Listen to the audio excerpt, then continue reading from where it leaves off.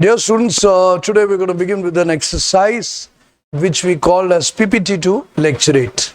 Now, what are we going to do in this? We're going to call candidates to come forward, give a picture presentation, gain an impression of the entire thing they have to speak, and thereafter, with a pause, they will give the lecture 8. So this exercise, not only these candidates will do here, but the candidates watching us, particularly the soldiers in the borders, have to do this. In case you get out of ideas, I will advise you that you first create a PPT in front of you. You can put it and try to speak.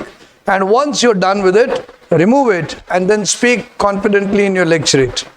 Remember, in all your lecturates, you've got to speak like there, not move my hands like me. And when you begin, respected sir and my dear friends, I'd like to speak few words on and confidently speak. You can now and then use your hands now and then, but not regularly. And once you do this, I'm sure you will be able to speak for 2 to 3 minutes, and this will multiply your confidence. Remember 3 points which are very important. Keep your body posture calm and composed. Number 1. Number 2, be loud and clear. And number 3, in your minds, sequentially speak on different aspects and try to complete it. Enjoy your impression and daily improve on this. This is what we really want from you. Now, this exercise for few of you students who are reasonably picked up, we will allow them. And for the others, we will record later once they come up to the mark. I hope this is clear to everyone. Best of luck. Please apply this and learn from these demonstrations of few of the students. God bless you. Thank you. Afternoon, sir, and my dear friends. Today I am here to express a PPT on topic electric vehicles.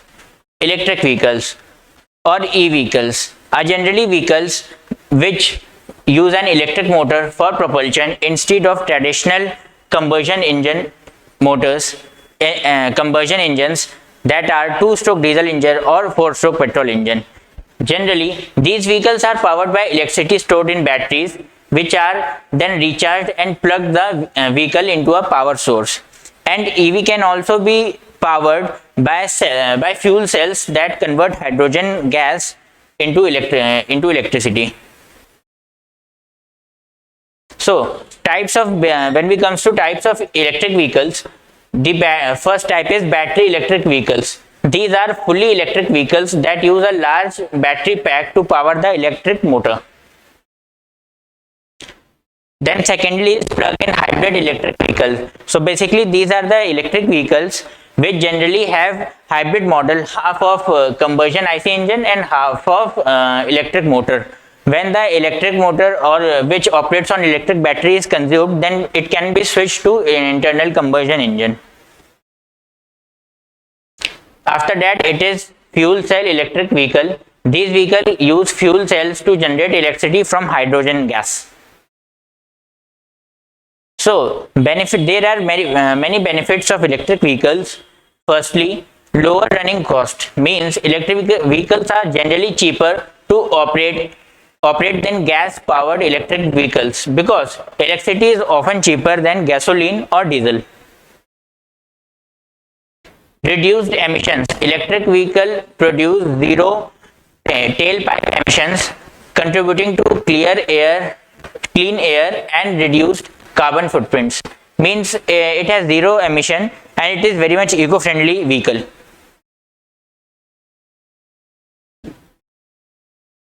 Its maintenance cost is also low. Electric vehicles have fewer moving parts than gas-powered vehicles, resulting in lower maintenance cost. Quiet and smooth operation. Electric vehicles typically provide a quieter and smoother driving experience compared to traditional vehicles, which signifies that it has zero noise pollution and it is very much effective for our environment. So, there are also some cons for electric vehicles, that is higher initial cost, means electric vehicles have a higher upfront cost compared to conventional vehicles, means purchase cost is also very much high. limited charging infrastructure. Charging infrastructure is still developing and may not be readily available in all areas. Like we see for petrol or diesel, we have many pumps. We say petrol pumps, diesel pumps in every area of our city, but there are not similar kind of infrastructure for electric vehicle, for charging of electric vehicles, where we can refill or recharge the batteries. Battery range and charging time. The range of EV can be limited and charging time can be longer than refueling a gas powered vehicle. Also, this problem can be solved when we have good infrastructure and refilling structure for batteries of electric vehicles. Battery life and replacement. While EV batteries are designed to last, they will eventually wear out and may need to be replaced, which can be a significant expense. So, futuristic view also is there, that India's EV initiative, India is promoting the adoption of electric vehicles through various initiatives, including government subsidies, tax breaks, and infrastructure development. India has also set a target for a certain percentage of new vehicle sales to be electric by 2030. The government is also encouraging the manufacturing of electric vehicle in India to reduce dependence on imported fuel and create new jobs. Thank you. Afternoon, respected sir and my dear friends. Today I am here to express my views on topic electric vehicles. Electric vehicles, or we can say e-vehicles, are the type of vehicles which generally operate on electric motor, and that electric motor is operated on electric battery. It is generally different from the generic vehicles that we usually use, that works on a 4-stroke petrol engine or 2-stroke diesel engine, which consumes fossil fuels like gasoline and diesel. Also, electric vehicle can be powered by fuel cells which converts hydrogen gas into electricity. So basically, basically electric vehicles are of 3 types. Firstly, totally electric battery vehicle, means the large amount of battery and its storage is consumed and arranged in the vehicle, so that there should be no shortage of electricity or battery for the vehicle. Second, hybrid electric vehicle. It is the combination of gasoline engine vehicle and electric vehicle. Means when the electricity is consumed from the battery and there is no more electricity to be used, then it automatically switches to IC engine, or we can say gasoline engine, and our vehicle works.